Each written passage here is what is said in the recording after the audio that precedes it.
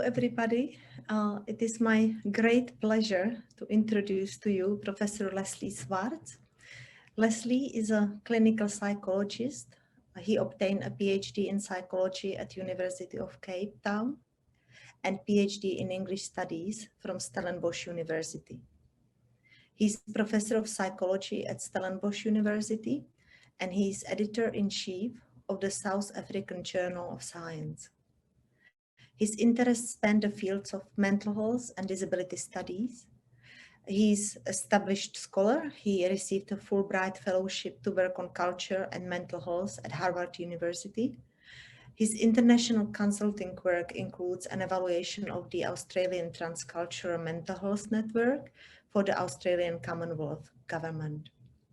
Leslie has worked closely with disabled people organizations in Africa, and he has a particular interest in developing research and writing skills in Africa. He also is very much passionate about redressing global imbalances of knowledge between wealthier and less wealthy countries. Leslie has received a number of awards for his work, the most recent being the 2019 Academy of Sciences of South Africa Gold Medal for Science for Society. He's the only psychologist in the world to have received this award.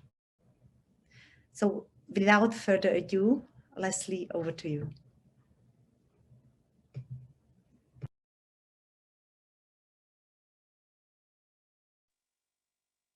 Thank you. Thank you very much, Eva. And thank you to everybody at the DIIU who have made this possible. I was supposed to give this talk approximately 1 year ago, and I would have preferred to have been with you all in person, but isn't technology wonderful? So here we are.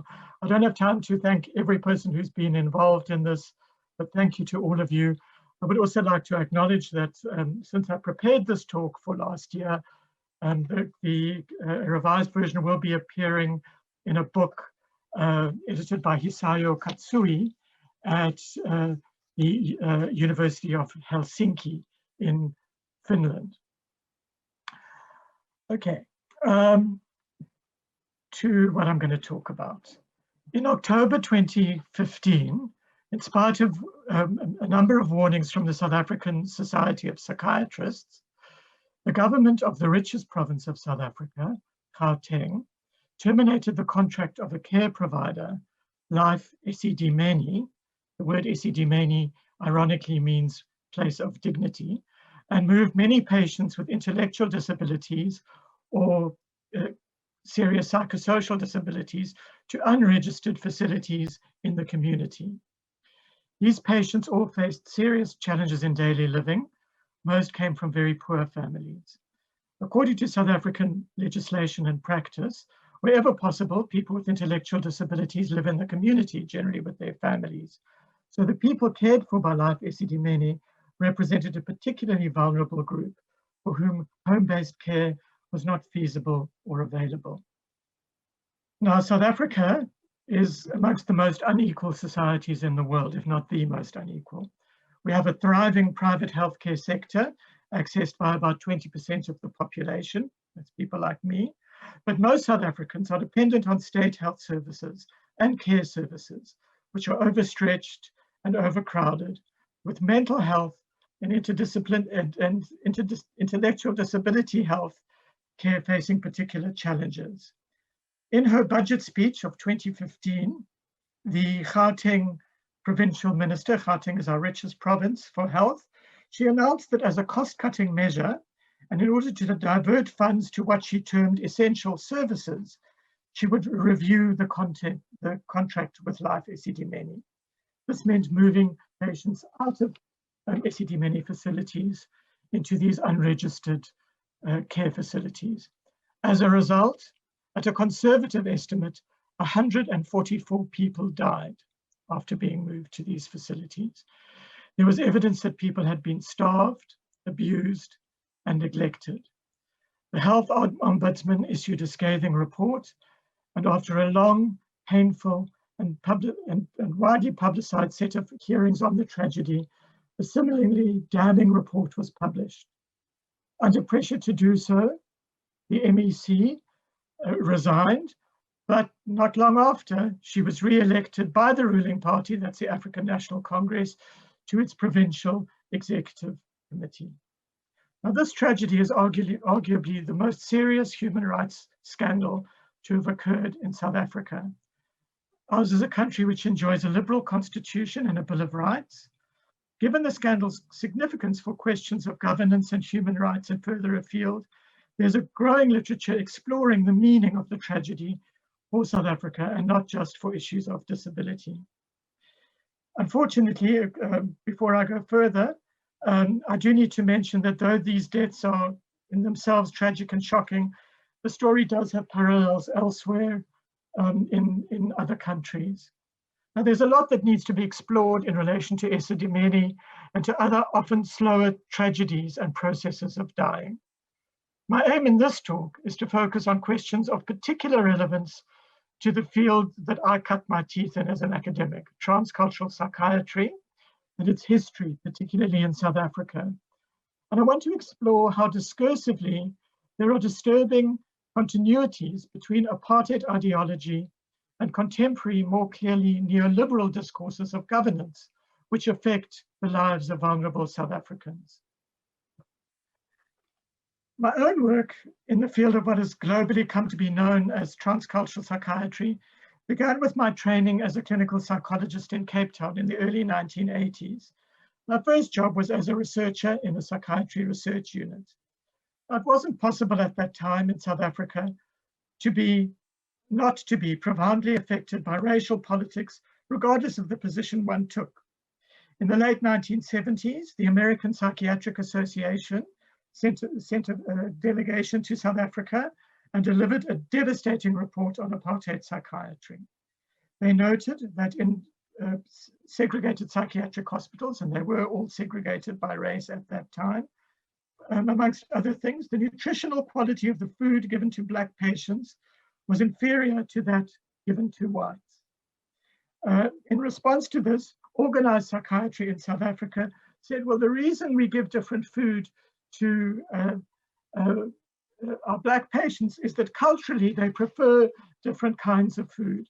And so we are protecting their culture. Now, to me, this represented a key example of how the concept of being culturally sensitive can be used to mask discriminatory practices and how discrimination can be denied. And I'll return to this issue later. My work in the field of disability studies formally started about 20 years ago. I was completely unprepared for working in the field. Nothing in my training as a clinical psychologist in South Africa had helped me think about social exclusion, stigmatization, disavowal, the ways in which bodies are made to signify what those who live in them do not want them to signify. I did have an introduction to intellectual disability, which lasted a week, very early on in my first year of professional training in clinical psychology. And I recall this week with terror. My fellow trainees and I were put to work as nurse aides in what were termed the back wards of an institution, caring for people with intellectual disability. I saw people hidden from society, permanently institutionalized, and I also saw the robust stoicism and lack of engagement of the few very poorly qualified and very poorly paid people caring, if you can call it that, for these patients behind locked doors. After this week of confusion and misery, I really heard about intellectual disability again in my professional training. Like a conscript or a military volunteer, I had weathered the hardships of basic training. I'd gone through the process of manning up to my new profession, and I could put the experience, and more critically for this discussion, the lives of institutionalized people with intellectual disability behind me, and I could move on to more interesting and pleasant work of being a clinical psychologist. Now, it would be unfair of me not to admit that there were also some good motives for putting us through this. I don't have time to talk about this, and I think that part of what motivated our trainer to put us through this was that he was so traumatized by his own experience working in the field that he wanted to give us a sense of what trauma can be. But what fascinates me as I think about my experiences about 40 years ago is how the people with intellectual disabilities themselves and the women in charge of them were reduced to ciphers in a story about us. The story was about how privileged, highly educated people who'd secured places in a prestigious professional training were or were not tough enough to bear the obstacle course or the practical. What was less clear to me then, if it was clear at all, and I was certainly very good at making it unclear, was that these were people living their lives in conditions of confinement and privation. The nurse aides, for their part, were poorly qualified, badly paid, working long shifts, and they played a key social role in keeping people we would rather not see at all, and certainly not see as people, out of sight of society. They had far fewer choices than I had in their working and personal lives. Another thing I didn't see at that time was that I was learning and being taught about intellectual disability in a very specific context. The history of institutionalization and deinstitutionalization, as this audience will know, is closely entwined with the history of disability. And disability studies as a discipline insists on something which psychologists acknowledge, but we're rather bad at seeing. All behavior occurs in a context. So the context within which I and my fellow students were given our meager education was a total institution of the type described by Goffman in his classic text, Asylums. And one of Goffman's key arguments is that these institutions instantiate behavior on behalf of all who participate in them, regardless of roles, and they are determined by the total environment.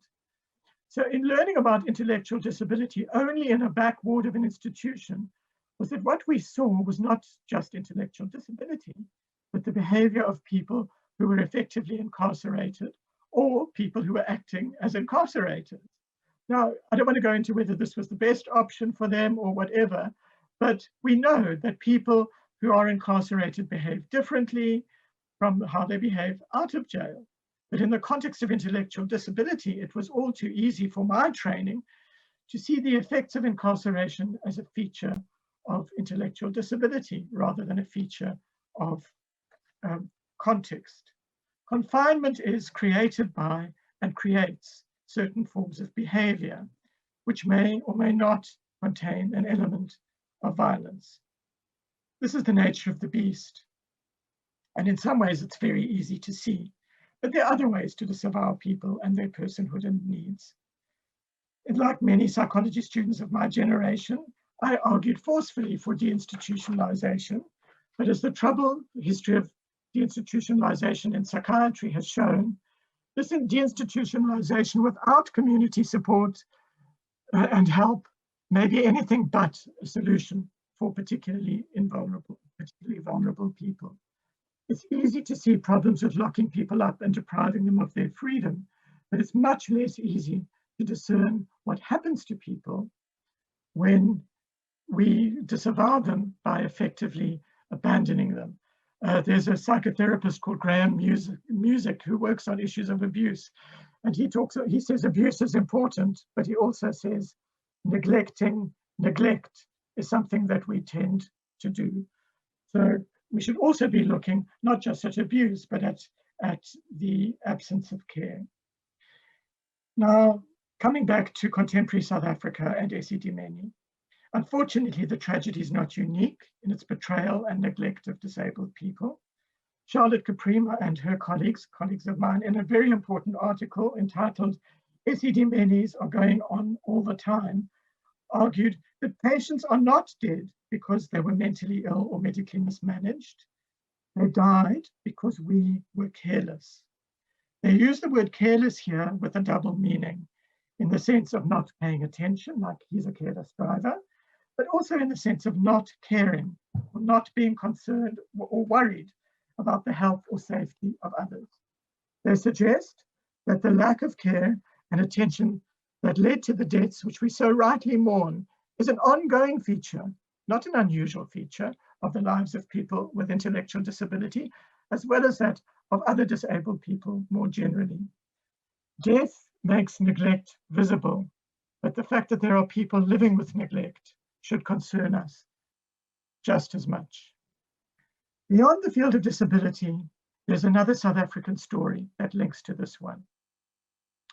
About 15 years ago now, a group, Chigwedere and colleagues, showed using mathematical modeling that over 330,000 people in South Africa died because of a lack of access to antiretroviral medication under the regime of then President Thabo Mbeki and his Minister of Health, Dr. Mantu Tshabalala Msimang. To paraphrase the argument of Capri and colleagues, people with AIDS at that time are not dead because they were ill or had no access to antiretrovirals. They died because we were careless. Again, I use the word careless in both senses. But there's something more fundamental at stake here.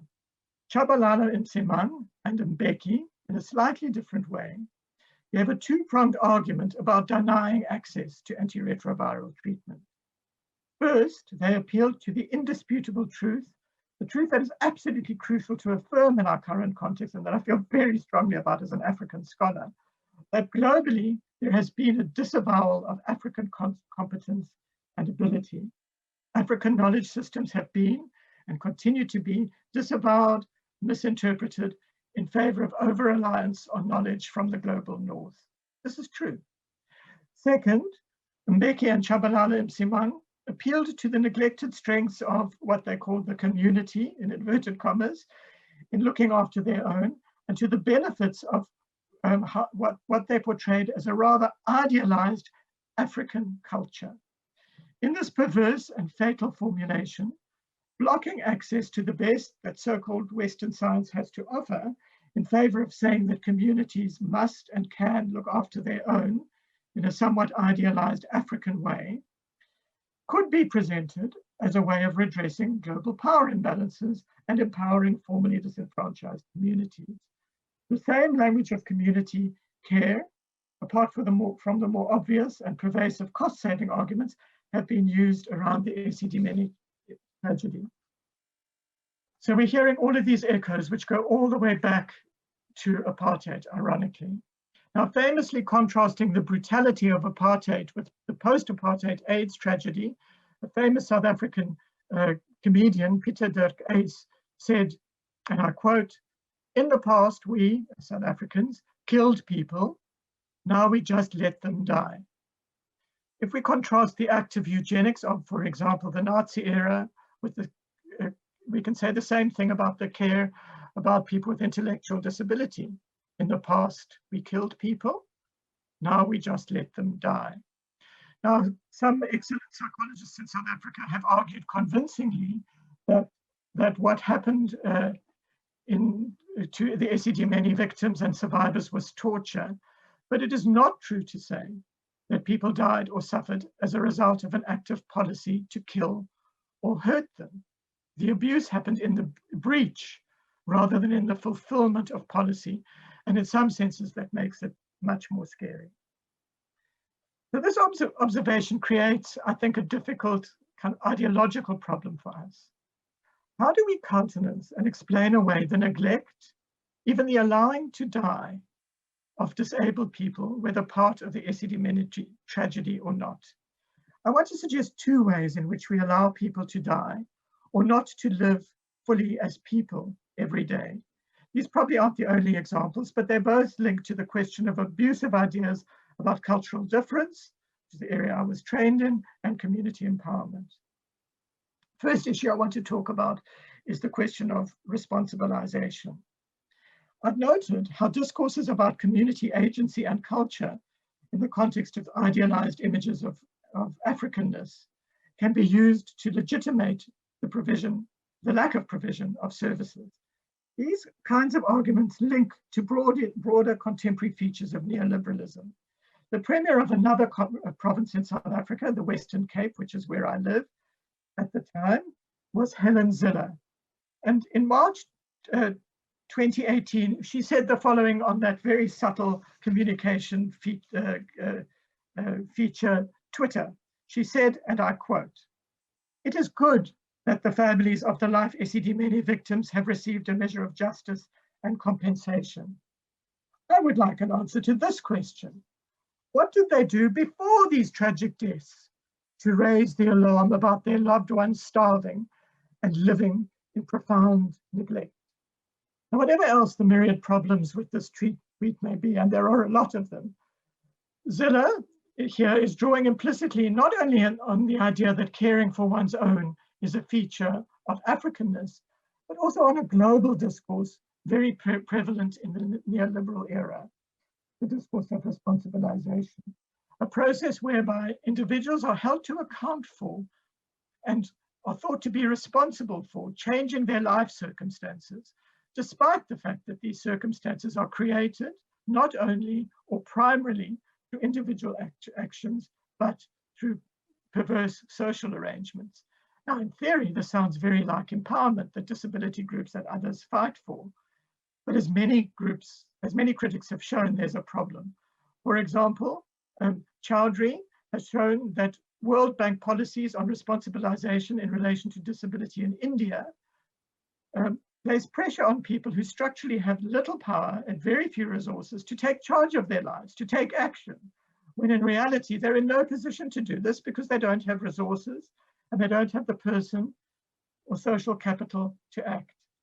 Responsibilization as an ideology in this context can amount to a form of victim blaming. We have here what I see as a version of the American dream.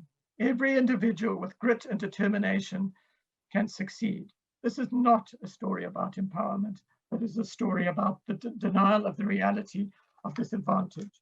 But it's exactly the argument that can be made about Esidimeni, that if these poor families living under very difficult circumstances had cared enough, or were good enough, or were African enough, they would have been able to care for their relatives without help. In fact, for the record, these families were very active long before all the tragedies occurred in trying to get help for their relatives. So Ziller is also factually incorrect.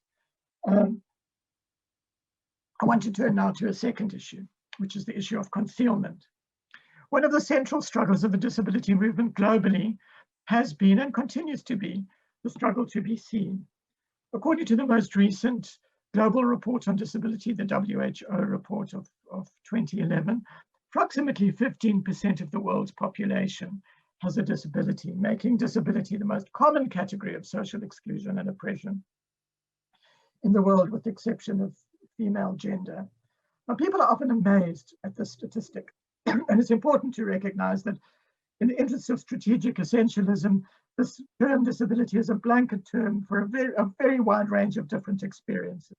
Very different, for example, to be a successful male wheelchair rugby player in Australia than it is to be a woman living in Malawi with the consequences of a traumatic closed head injury, but both fall under the same category. But the fact that disability lacks acknowledgement remains. Rosemary Garland-Thompson, the feminist disability studies author, says, disability is nowhere until you can see it, and then it is everywhere. This fact has consequences. For example, in the field of psychology that I work in, a colleague and I had an article rejected from a community psychology journal because we hadn't cited enough research in community psychology dealing with disability. I have all of the figures and I can give them to you. The fact that we weren't citing this research was that there wasn't the research to cite. There was plenty of research on gender, lots about race, lots about LGBTIQ issues, but the research on disability simply wasn't there in a field of psychology which notionally is concerned with social exclusion. Similarly, some years ago, we were looking, colleagues and I, Gubela and MG, were working in a very rural part of South Africa, the Eastern Cape, one of the poorest parts of South Africa.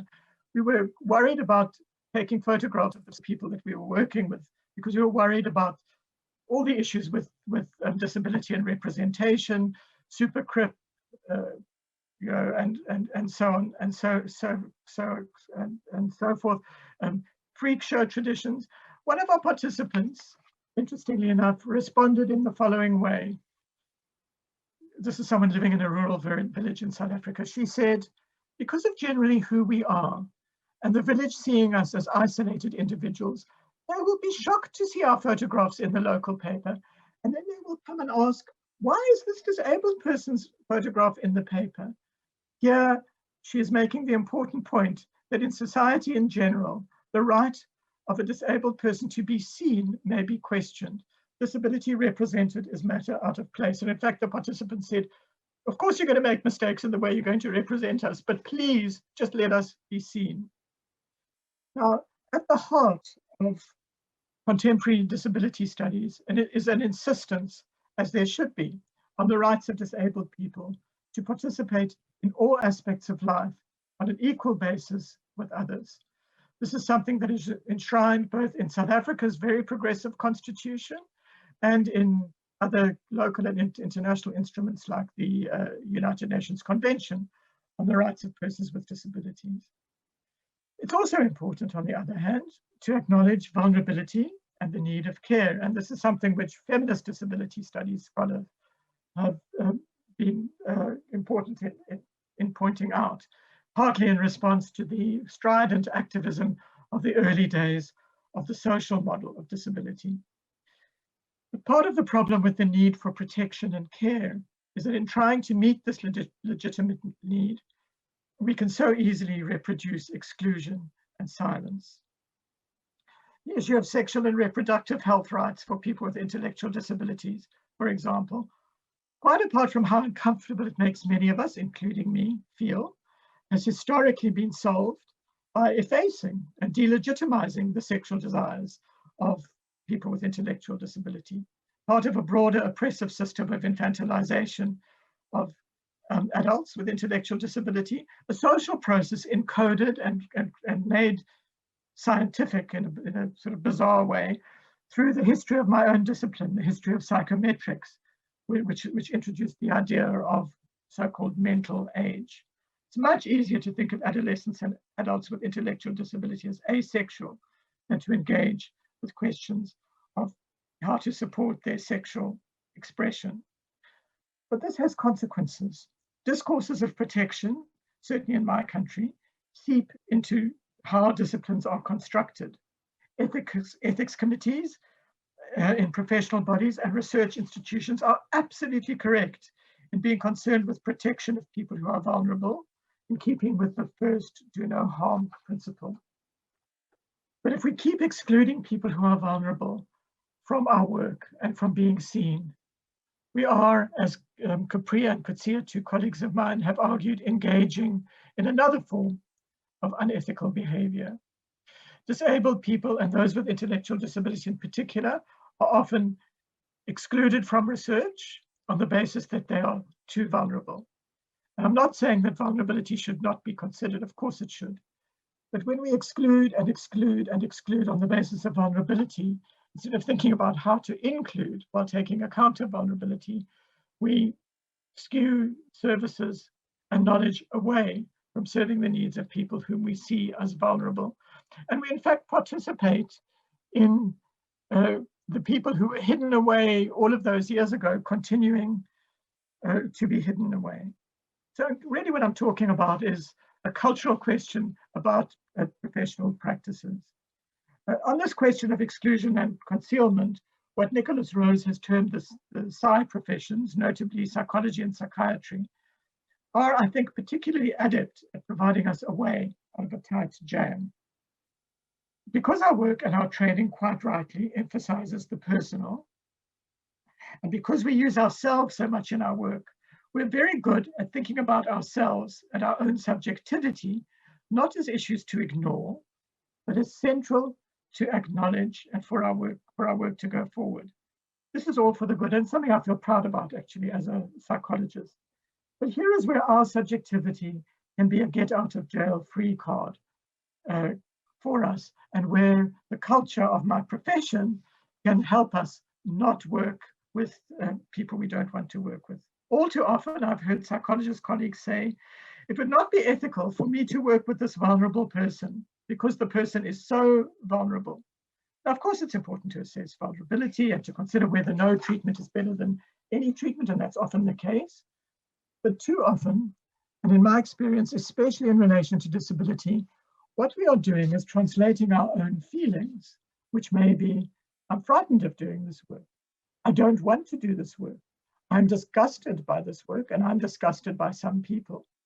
I'm bored by this work. I find people who are not as clever as most of my patients rather uninteresting. These are all feelings we'd rather not have. So what do? We turn them into a way of denying treatment and make that an ethical win. We keep people out. We keep them hidden from view.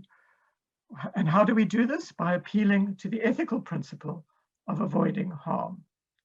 Disability studies tells us over and over again that one of the greatest forms of violence is the violence of neglect and the violence of abandonment, the violence of doing nothing. Interestingly, recently there was a special issue of a South African journal on issues of symbolic violence, and there was a call for papers, and it mentioned absolutely every category. It mentioned race, it mentioned class, it mentioned poverty, it mentioned LGBTIQ issues, and so on and so forth. What did it not mention? Disability. I'm pleased to say that we were able to, we insisted on doing a paper, and we were able to argue that the silence around disability, the fact that it's not even mentioned, is what is problematic. But I have to say that in some ways, I am complicit in the violence of doing nothing or not doing enough, but I believe that our professions are also complicit. And this is a particularly difficult issue in contexts where, like South Africa, we have so few resources. That's not, I'm coming to the end of my talk. I don't think it's taking things too far to think of the Esidimeni tragedy as a story of murder. It's a story of, and one can trace the line of a continuation of deadly practices leading back through apartheid to the deadly medicine of the Nazi regime and further. And there's an interesting story, which I don't have time to tell now, about, in fact, the links between apartheid ideology, Nazism, and eugenics, which, as I say, I haven't got time to talk about. We can maybe talk about it in the discussion. But I want to ask another question in closing, which is a question for myself and for our professions globally. If we look at the history of mental health professions, even in low-income contexts, there are many excellent examples of superb engagement of practitioners in non-traditional areas of work and in serving excluded and vulnerable groups of people. For example, there's a program in Cape Town run by psychologists who've succeeded in playing a key role in raising the conviction rate for people who rape or sexually abuse women and men with intellectual disability to the same level as that for cases in which complainants are not people with intellectual disability. And these are historically were cases that the courts wouldn't even consider because they were considered, people with intellectual disability were considered unable to testify. So there are many examples of good practice.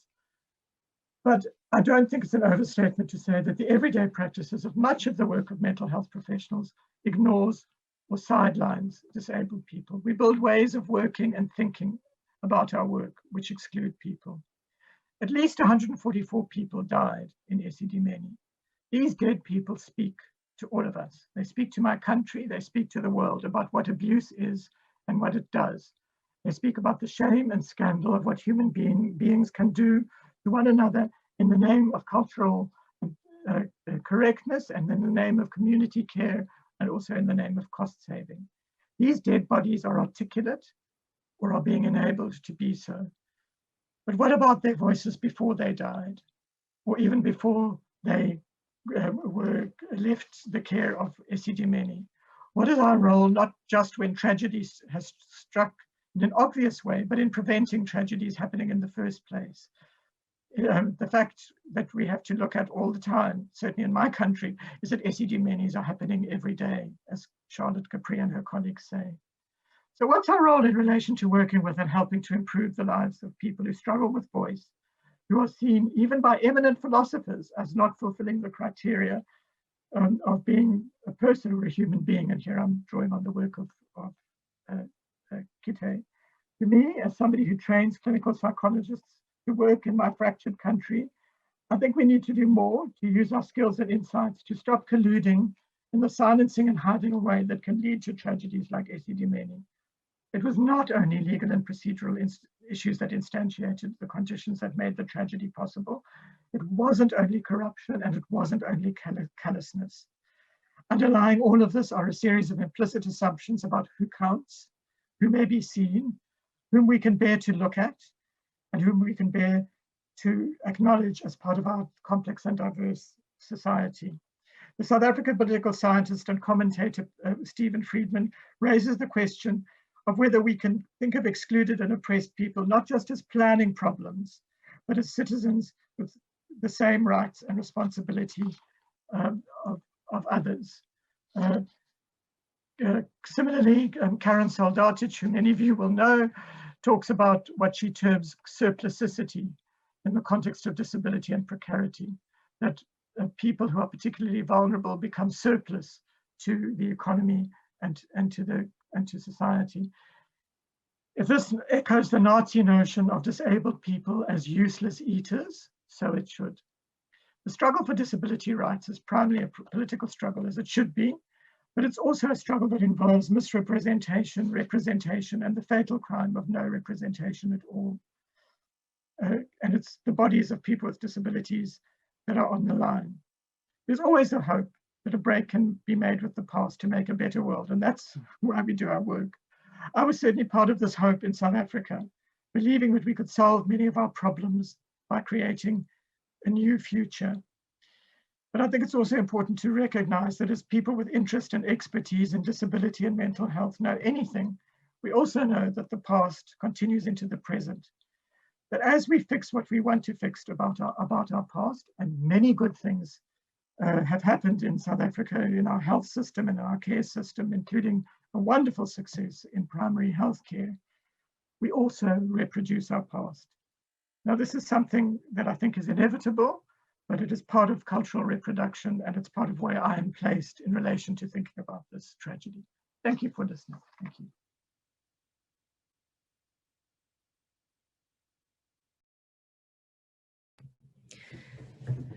Thank you, Leslie, for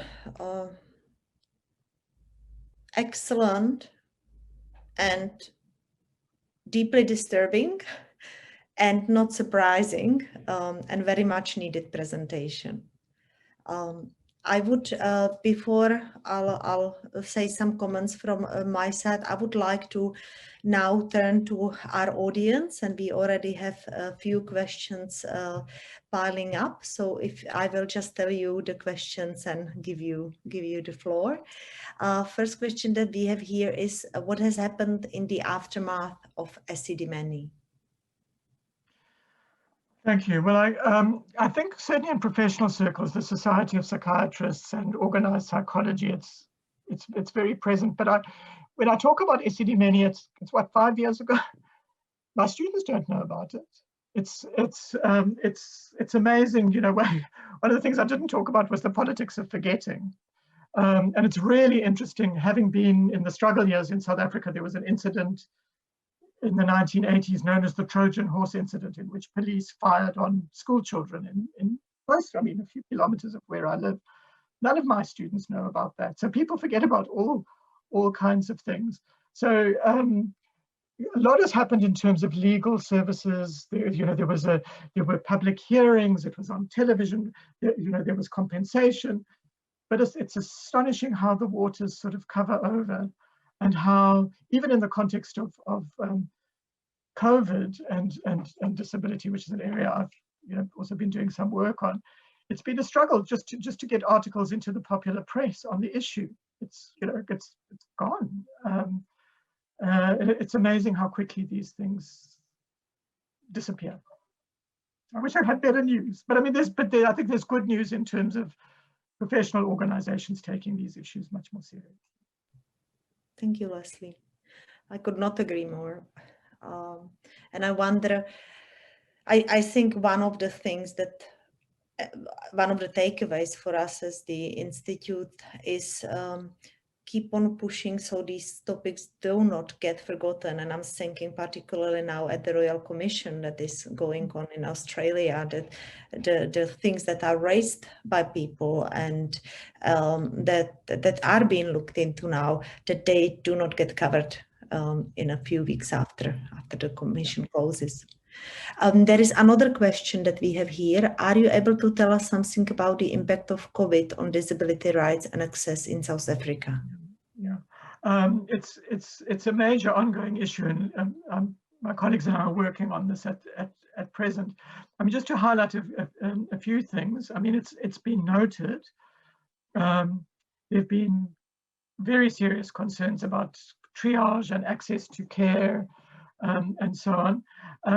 But other issues which are kind of less obvious, I would imagine, because I imagine those issues would be obvious in the Australian context. Transport is a major issue. When I teach about disability in Africa, I say there are three things that people who want to know about disability in Africa need to know about. It's toilets, because access to toilets is terrible. Transport and time. Those are the sort of the three T's. And so transport has certainly affected whether vulnerable people whether carers have been able to get to vulnerable people. People that I know with spinal cord injuries and so on have had quite severely compromised care, and so on.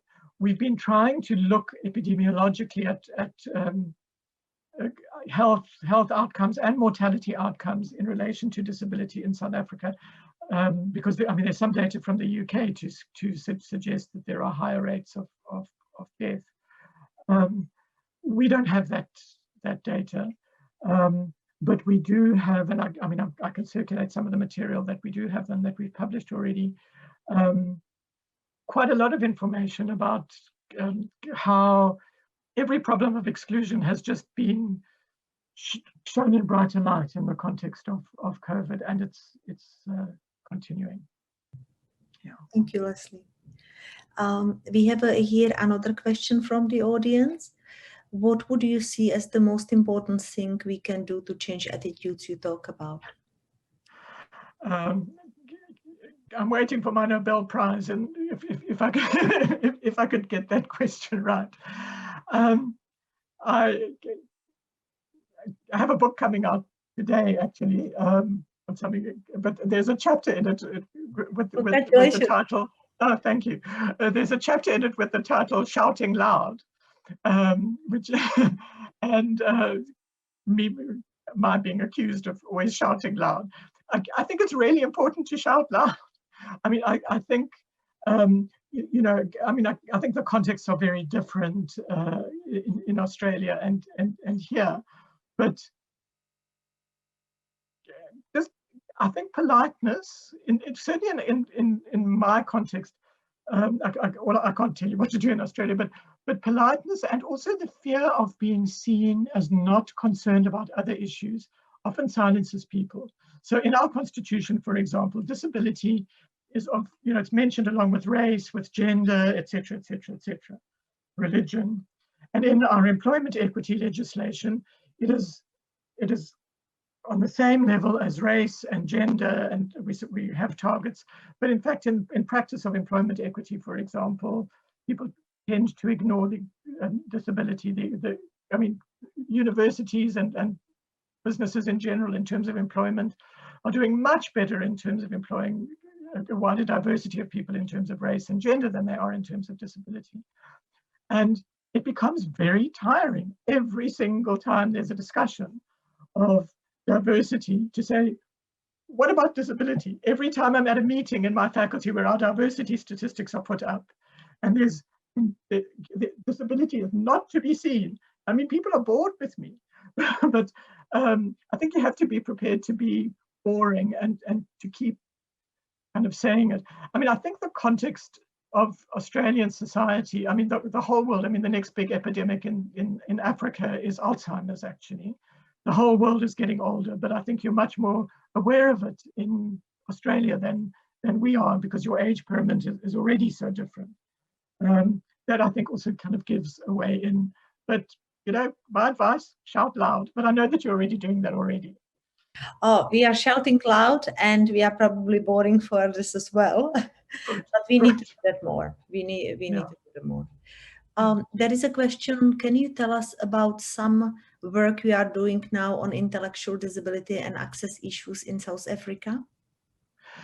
Oh yeah, no, there's quite a lot of good work, and most of it not being done by me. And in fact, I'm not an expert on intellectual disability, but I will mention some work I'm doing with a PhD student of mine, Siyabulela Mkabile.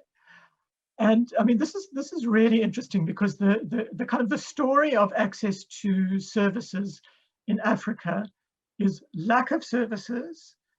Rurality being a particular problem, people in rural areas not having access. I mean, I know this is an issue in Australia, but I mean, just multiply it by 1 million and you get the African picture.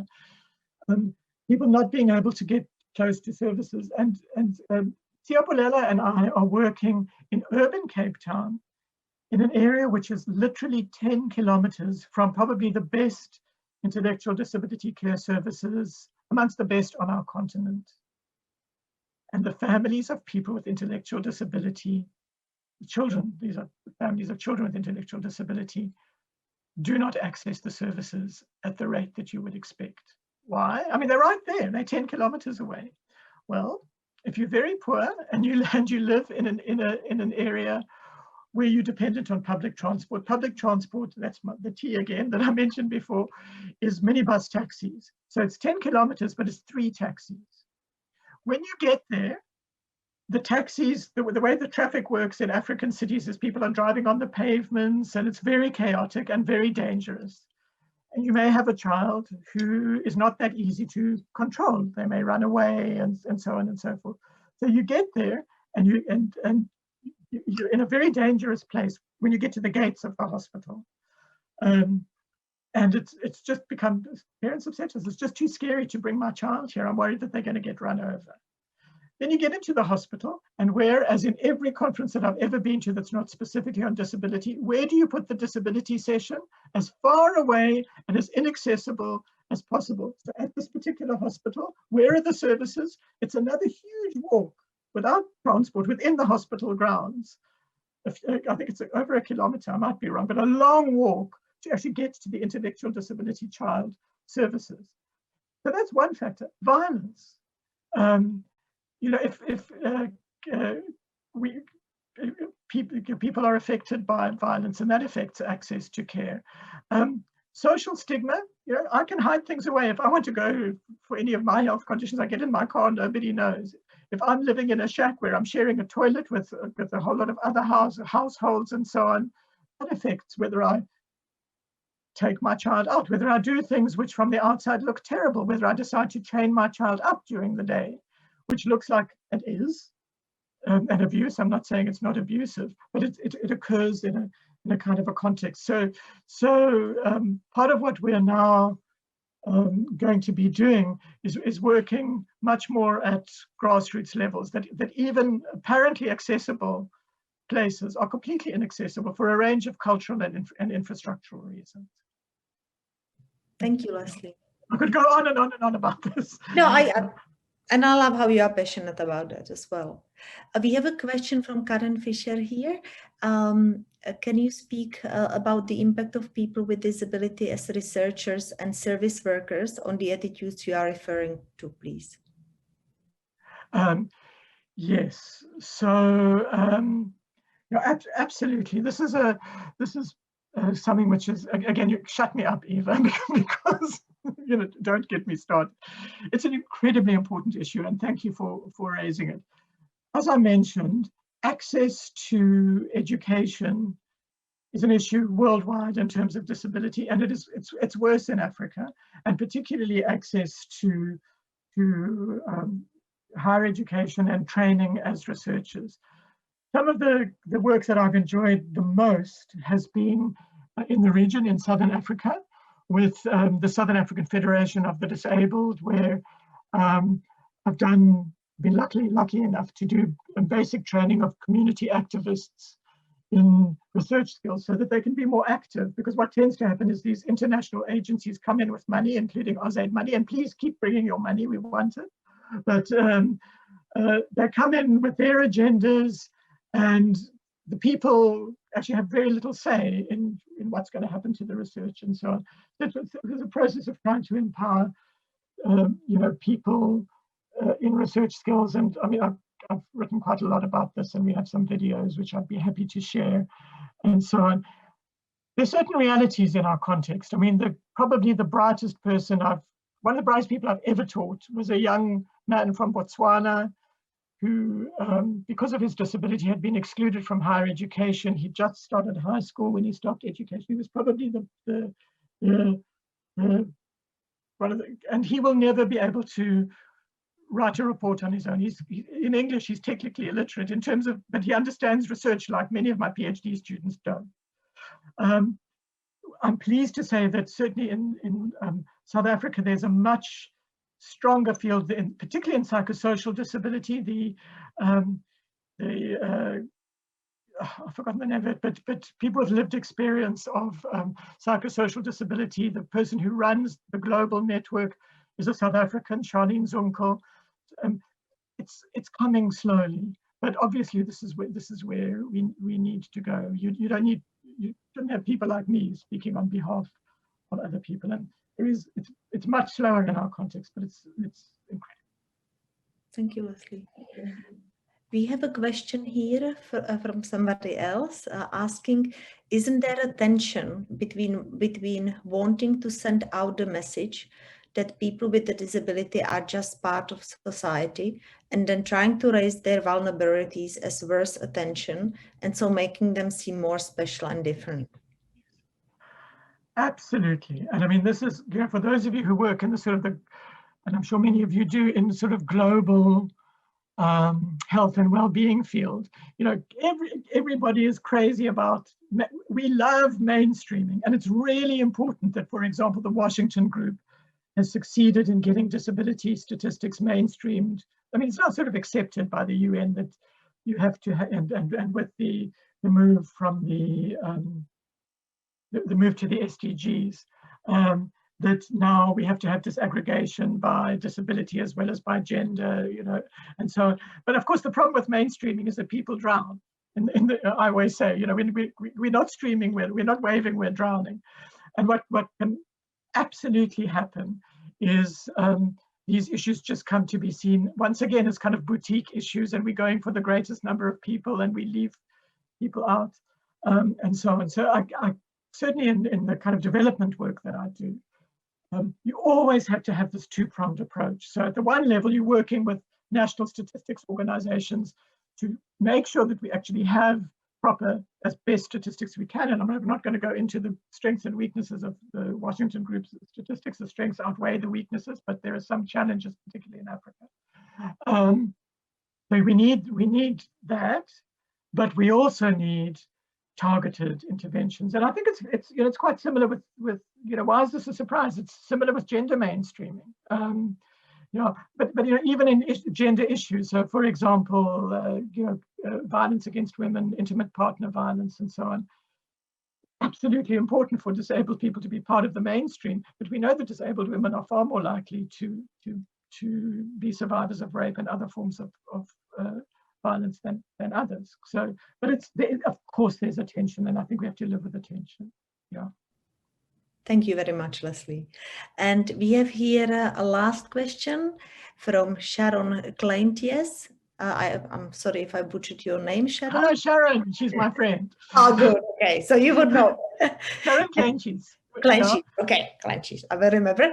How might we obtain a copy of your new book? Sharon, a word from our sponsors. I will tell you. It's how about Amazon.com? In South Africa, it's being published by Wits University Press, and it's very influenced, but it's not specifically on disability, but very influenced. It's about care, and it's very much influenced by disability studies. But I promise you, this was not a paid announcement. I did not pay Sharon to ask that question, which of course is the best question of the day. Of course it is, and so it should be. Leslie, thank you so much for just wonderful presentation. And there are so many key messages that we are, I'm sure, all of us taking away from your very powerful presentation. And thank you for reminding us that we need not to just look at abuse, but also at absence of care. And for reminding us that eugenics has many faces and that a lack of care or being careless can be just as deadly as killing people. And I think that was really particularly something that resonated in memories of many of us here in Australia, thinking about the case of Anne Marie Smith, a woman with cerebral palsy, which died in April 2020, a horrible death while being really neglected by her carer and with nobody paying attention to that. And it's not the one of the cases only. So it's not just happening in Africa, it's happening everywhere, and we need to care, we need to pay attention, and we need to advocate, keep on advocating for and together with people with disability. Thank you so much. I would like to thank you all for joining the Disability Innovation event. To stay informed on our upcoming events and news, please subscribe by going to our website. For those who are listening, it's www.disabilityinnovation.unsw.edu.au.